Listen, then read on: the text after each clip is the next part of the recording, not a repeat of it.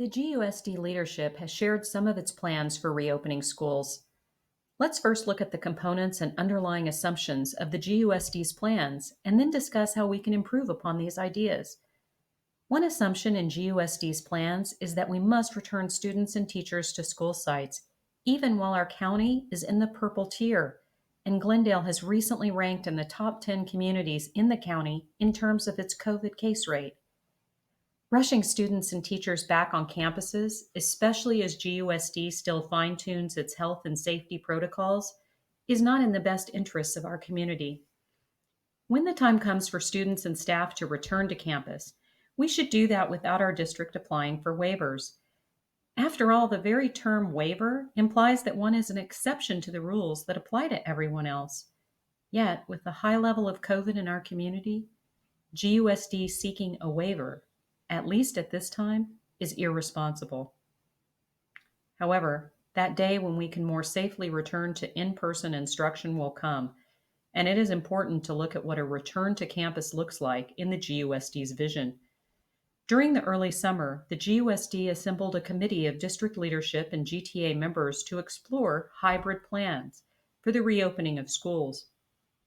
However, after the governor made it clear in July that schools would not reopen for in-person instruction in the fall, that committee has yet to reconvene. So we can only speculate what has happened to these ideas that were being discussed in June.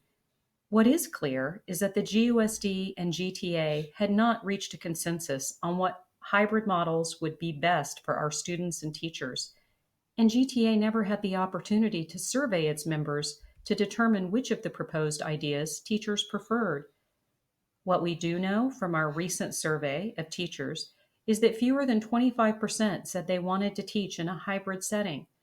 Many teachers have concluded that not only does a hybrid instruction model increase the risk of COVID transmission, it would also dilute the quality of instruction for both in-person and distance learning. Yet our district has made it clear that it is interested in pursuing a hybrid model that includes live streaming of in-person instruction for those students who are at home.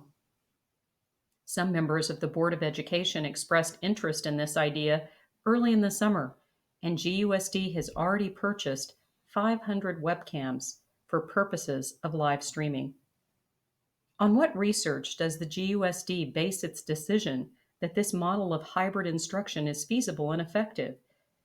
We know from past experience that the GUSD often purports to create its plans based upon research-based best practices.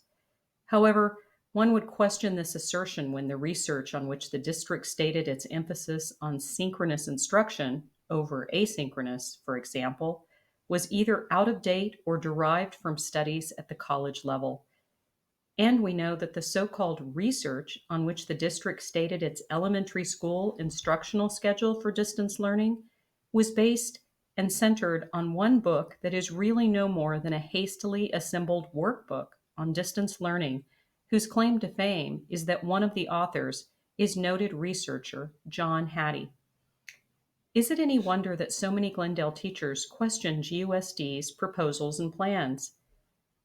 So what would an ideal return to campus look like? Let's start by acknowledging that we should not be pursuing waivers at a time of increasing COVID rates. Instead, we should all be working to practice recognized methods of slowing COVID spread. Doing so will lead Los Angeles County into a lower tier where we can begin to return students and teachers to campuses. However, even before that time comes, the GUSD needs to make transparent what its plans for in-person instruction look like. Where it has done so, such as in its latest proposal to GTA, it is clear that the GUSD is most interested in pursuing options that may not be effective. For example, the GUSD has said that teachers will provide in-person instruction for students in the classroom while Zooming, live streaming, for those students on distance learning during whole group instruction. Has the GUSD talked to enough teachers to determine if this is a viable option, or have they talked to just a select few? On what research is this proposal made? Many schools and districts have pulled back from live streaming after trying it out. The decision to live stream or not needs to be made after more informed discussions among all parties, and not based on the desires of just a few individuals. The GUSD also says that teachers will provide centers for small group instruction. How does a small group work well in a classroom when it is recommended that all are 6 feet apart? On what research or health guidance is this proposal made? The reality is that there are no long term studies on what in person instruction models are best. We are all learning as we go. However, we need to start that dialogue now so that we can make informed decisions rather than dealing with the consequences of ill conceived, unilateral plans like GUSD's current elementary school schedule. We hope the GUSD has learned over the past few months that its teachers work best and its students learn the most when GTA leadership and its teachers are involved in decision making that impacts our students, their families, our educators, and our entire community.